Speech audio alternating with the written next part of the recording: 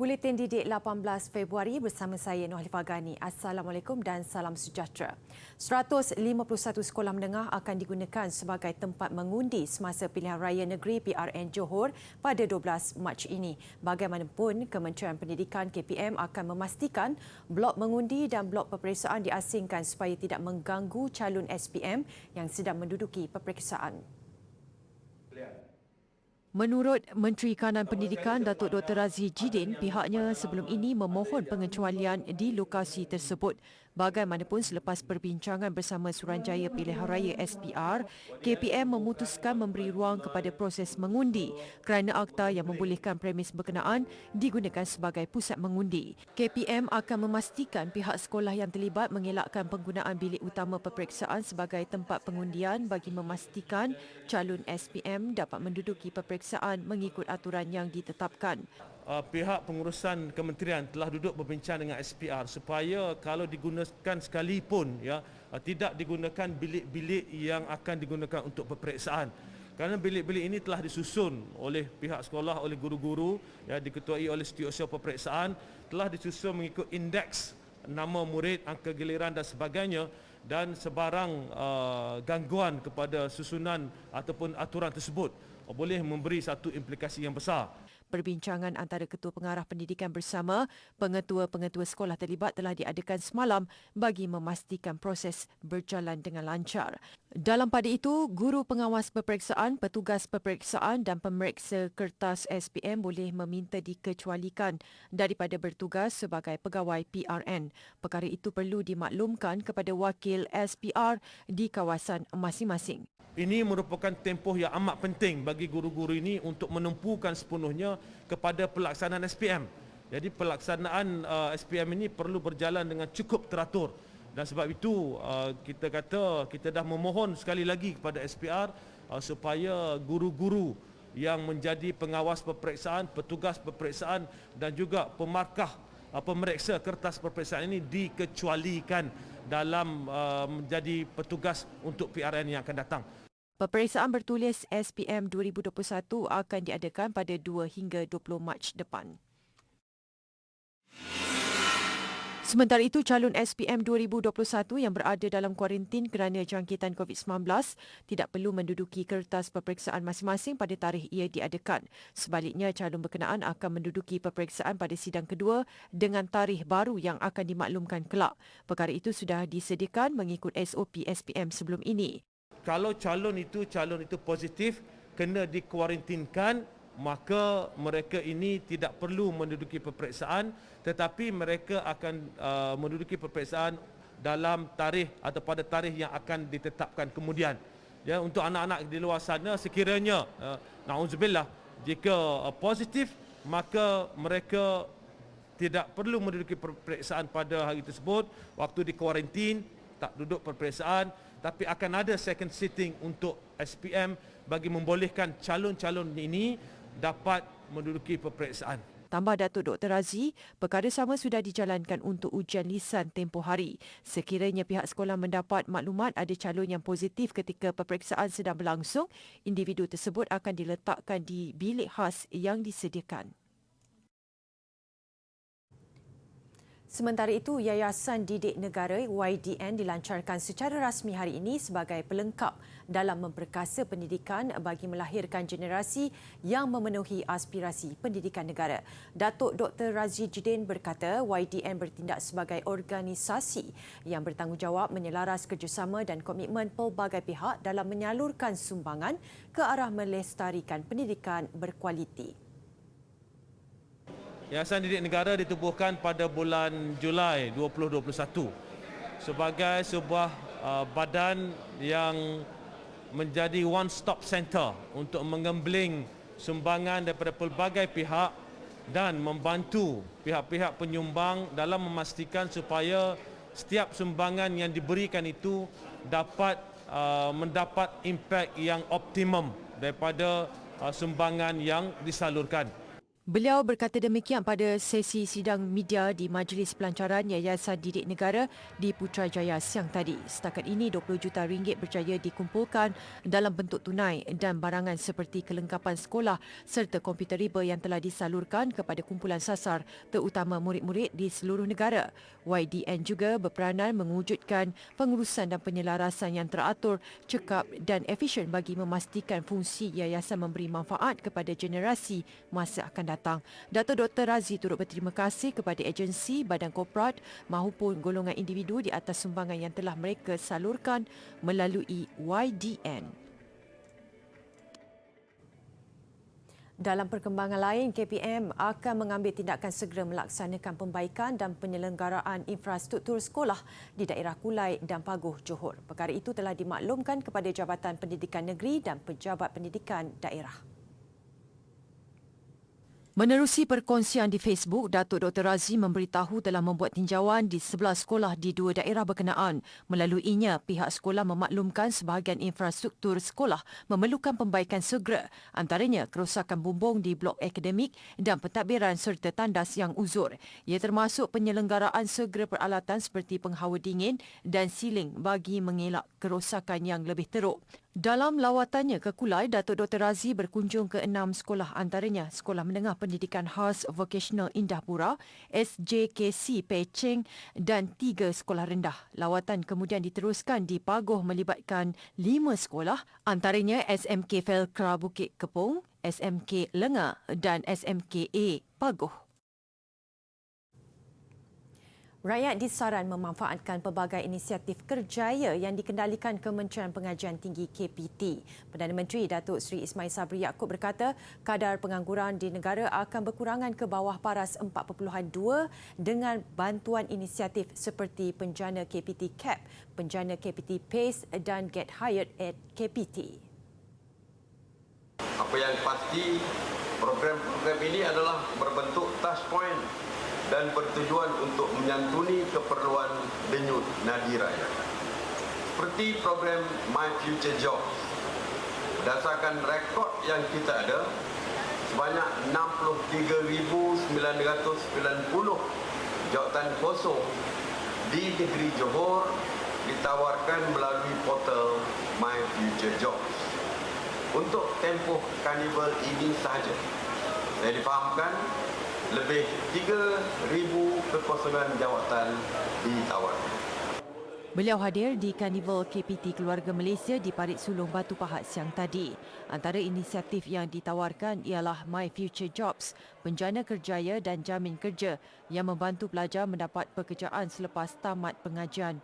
Sementara itu, Perdana Menteri menyifatkan program pembangunan siswa sulung Keluarga Malaysia Sulong sebagai program unik dalam usaha membantu pelajar golongan berpendapatan rendah B40 yang tiada ahli keluarga pernah menjejakkan kaki ke Menara Gading. Beliau turut mengambil kesempatan mengajak dan menyeru badan-badan korporat untuk tampil menghulurkan sumbangan bagi membantu menjayakan program berkenaan. Turut hadir Menteri Pengajian Tinggi Datuk Seri Dr. Noraini Ahmad dan Menteri Besar Johor Datuk Hasni Mohamad. Karnival yang berlangsung 3 hari bermula semalam itu diadakan sebagai manifestasi usaha serta komitmen kerajaan dalam memenuhi keperluan rakyat menerusi pengajian tinggi.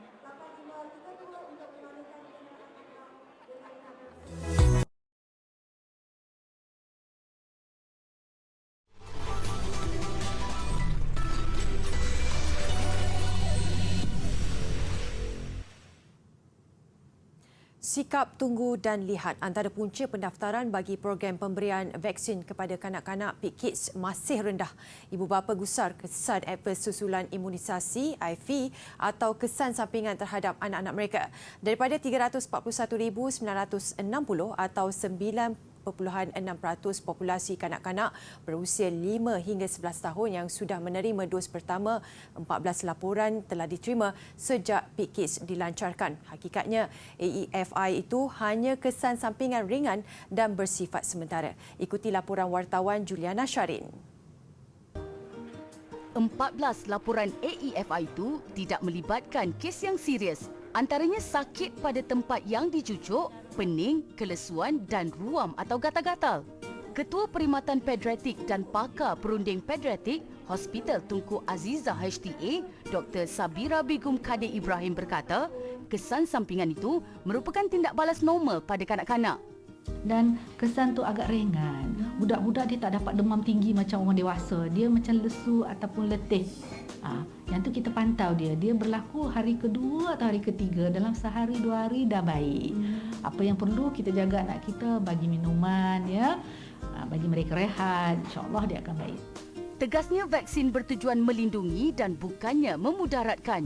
Malah vaksin juga tidak hanya melindungi kanak-kanak terbabit, sebaliknya seisi keluarga dan individu sekitarnya, terutama bagi mereka yang tidak berpeluang untuk mengambil vaksin atas faktor kesihatan lain. Tinjauan saya di Hospital Tunku Azizah mendapati kanak-kanak berusia 5 hingga 11 tahun yang hadir untuk vaksinasi di pusat pemberian vaksinasi ini kelihatan bersedia. 3 beradik ini, Iman, Sofia dan Alifah, menarik perhatian lensa kamera kami. Abang buka mata, biasa je bang. Tengok ibu dalam hati abang baca bismillah dulu bang. Okey. Jangan tarik tangan. Ni tangan ni. Okey. Jangan takut. Tarik nafas. Tarik nafas. Tarik. Okey. Nafas biasa. Okey, good.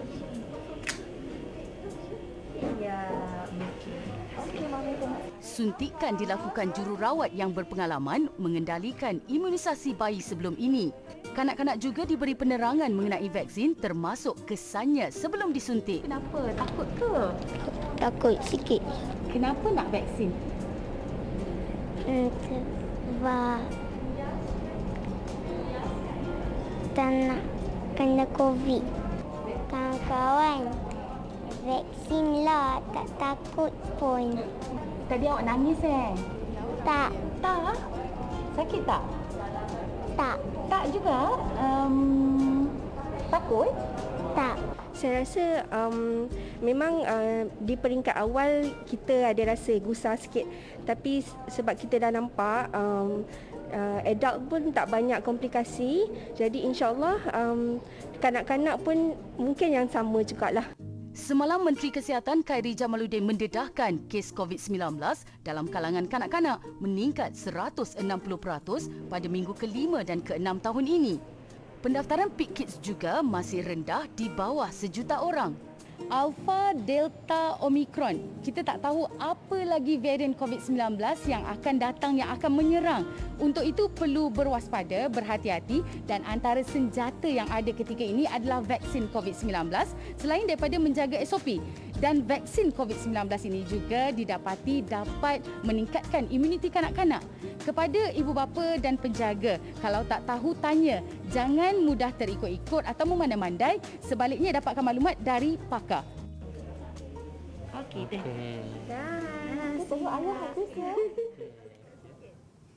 Cabaran dan persekitaran yang dilalui di sekolah rendah cukup berbeza dengan suasana di sekolah menengah. Persediaan dari sudut kematangan minda harus diberi perhatian supaya pelajar lebih cepat menyesuaikan diri termasuk dalam aspek pembelajaran dan melangkah ke alam remaja. Ada kalanya transisi perubahan ini menyukarkan mereka. Namun menurut pakar psikologi kanak-kanak Profesor Datin Dr. Mariani Maknor, dengan persiapan dari segi fizikal dan mental yang secukupnya, ia boleh membantu pelajar. Persediaan yang boleh dilakukan termasuklah menetapkan sasaran dan matlamat. Saya pasti setiap murid-murid bila masuk sekolah, matlamat mereka ialah untuk belajar. Itu pertama. Memandangkan sistem pendidikan kita adalah berorientasikan peperiksaan, pastinya matlamat dia yang kedua ialah untuk lulus. Di samping itu, mereka juga boleh mempersiapkan diri dengan menunjukkan keazaman dan kesungguhan sejak di sekolah rendah lagi. Keputusan akademik yang bagus dapat membantu melayakkan diri ke sekolah yang lebih cemerlang. Bulan apa masuk sekolah menengah? Bulan Mac pastinya. Bulan Mac. Jadi ada apa persiapan adik nak masuk sekolah menengah? Belajar bersungguh-sungguh. Preparation, I've just been studying, just hoping that I get into best schools. That's it, basically. Yeah, do you feel any stress feeling to get into the secondary school next month? Oh well, yeah, of course I'm a bit stressed, but mostly I'm just hoping. Selain itu, ibu bapa juga perlu memainkan peranan dengan memberi sokongan kepada anak-anak. Kalau kita lihat daripada mereka di sekolah rendah lagi, kita sistem pendidikan kita, saya kata tadi, berorientasikan peperiksaan. Tetapi sekarang ini telah berubah sedikit kepada pentaksiran di sekolah. Ya. Jadi pastinya kekusaran itu perlu dihilangkan dan yang boleh membantu adalah ibu bapa. Antara pendekatan yang boleh diambil ibu bapa dalam memberi motivasi adalah mendedahkan anak-anak dengan proses pembelajaran yang lebih mencabar sejak di fasa awal pendidikan. Menurut pandangan saya, kalau nak sekolah menengah ni, dari darjah 1 lagi kita kena maintain lah anak kita kan. Kena rajin belajar macam biasa je. Kena rajin mengikuti kursus apa semua kan. Pandangan saya sebab anak sulung saya yang akan ke sekolah menengah tahun depan, saya ambil pendapat-pendapat kawan-kawan yang lain yang ada anak menengah. Jadi kita tahulah apa yang kita perlu, apa yang macam dari segi persiapan baju atau buku-buku, kita kena tanya orang yang dah lepas lah. Perkara ini bukan sahaja dapat membantu mereka mencapai kecemerlangan dalam bidang akademik, tetapi juga membantu mereka menyesuaikan diri di alam sekolah menengah.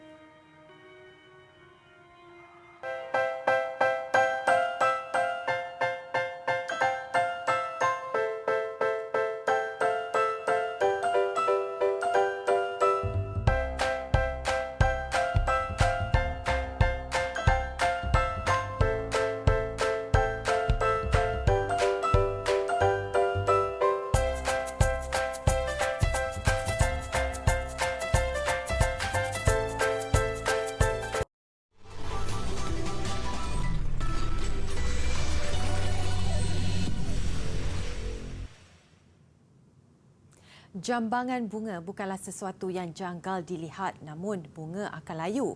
Malah sesetengah jenis tidak tahan lama. Justru seorang penggubah bunga di Hong Kong tampil dengan idea kreatif menghasilkan jambangan sayur sebagai alternatif untuk manfaat berpanjangan. Katie Kwok memulakan perniagaan jambangan sayur ini kira-kira 2 tahun lalu. Dia menanam sendiri sayuran di sebuah kebun kecil di utara Hong Kong yang pada mulanya diusahakan keluarganya dengan tanaman organik.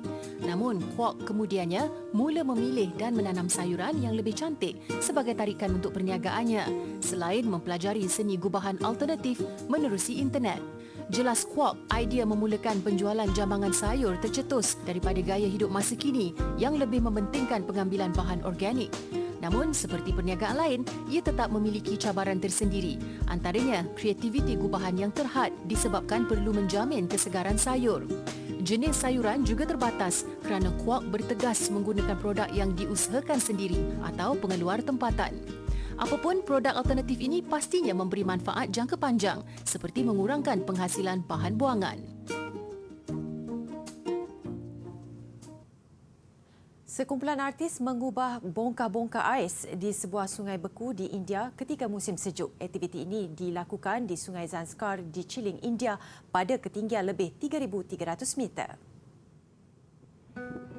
Kawasan ini dipilih kerana kurang mendapat cahaya matahari sekaligus melambatkan proses pencairan ais. Kumpulan artis terdiri daripada pelbagai latar belakang serta turut mendapat sokongan kerajaan tempatan. Hasil seni yang berjaya dibina setakat ini melibatkan sebuah koloseum mini, kafeteria dan sauna. Namun ketika suhu begitu sejuk antara 17 hingga 20 darjah Celsius di bawah paras beku, sudah tentu sauna menjadi tarikan ramai. Diketuai seorang doktor, kumpulan artis yang membinanya berjaya mendapatkan suhu tertinggi 60 darjah Celsius untuk dinikmati penduduk tempatan. Mereka berharap ini adalah permulaan kepada acara yang lebih besar suatu hari nanti, mirip Festival Ais Antarabangsa Harbin yang popular di China.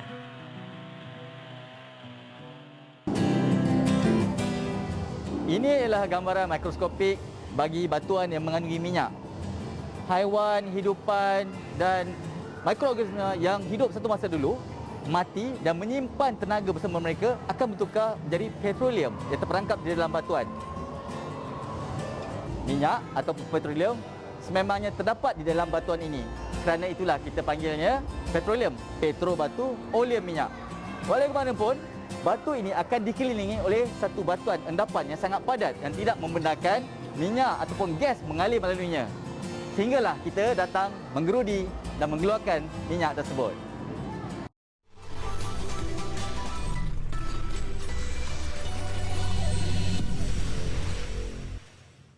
Kejuaraan Piala AFF bawah 23, skuad negara memilih laluan sukar ke separuh akhir selepas tewas menentang Laos di Stadium Prince Phnom Penh petang tadi.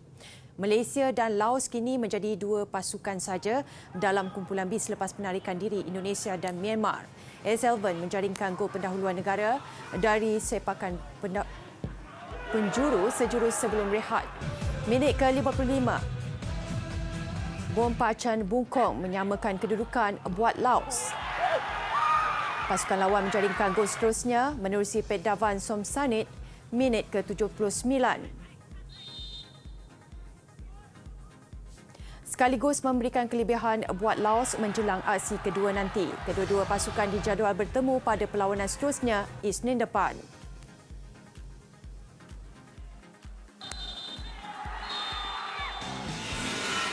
Dalam pada itu, Kemboja mencatat kemenangan kedua berturut-turut dalam saingan kumpulan A. Terbaru, mereka mengutip 3 mata selepas menang tipis 1-0 ke atas Filipina di Stadium Nasional Morodok Teko semalam. Sin Sovan Makarah meledak jaringan tunggal perlawanan pada minit 81 sekaligus menebalkan rekod tanpa bolos mereka pada kempen ini. Pada aksi pertama Isnin lalu, Kemboja menang besar 6-0 ke atas Brunei. Manakala buat Filipina, ini adalah kekalahan pertama mereka selepas seri bersama dengan Timor Leste. Kejayaan ini membawa Kemboja menerajui kumpulan A dengan 6 mata. 2 mata di atas Timor Leste, manakala Filipina di tangga ketiga. Liga Profesional Mobile Legends Bang Bang MPL musim ke-9 membuka tirainya hari ini membabitkan 10 pasukan terbaik Malaysia. Paling menjadi tumpuan pastinya pertemuan dua pasukan yang mewakili negara pada saingan M3 Disember lalu iaitu Todak dan tim SMG yang memulakan aksi hari ini. Dua perlawanan berlangsung hari ini dengan tim SMG memulakan saingan berdepan Orange Esports. Diikuti pertemuan pasukan Todak menentang RSG Malaysia. 10 pasukan terbaik Malaysia bakal berentak bagi merebut kejuaraan musim ini selain hadiah wang tunai berjumlah $100,000 Amerika. Cuma beberapa perubahan berlaku sebelum ini berikutan larangan penyertaan pasukan Mikey digantikan dengan pasukan MAB Esports. Selain pasukan Homeboys ditolak 8 mata berikutan kesalahan melanggar peraturan pada perlawanan play-off. Namun, ia bukan halangan untuk saingan musim ke-9 ini berlangsung dengan cukup sengit. Paling menjadi rebutan pastinya tiket untuk menjadikan juara mewakili Malaysia pada Tamasya Sukan SEA 2021 yang akan berlangsung di Hanoi, Vietnam, Mei nanti. Paparan aktiviti rekreasi di atas tasik beku di Turki mengakhiri buletin didik. Difahamkan ketebalan ais di tasik ini antara 40 hingga 45 cm. Saya Nolifah Gani, salam hormat dan Assalamualaikum.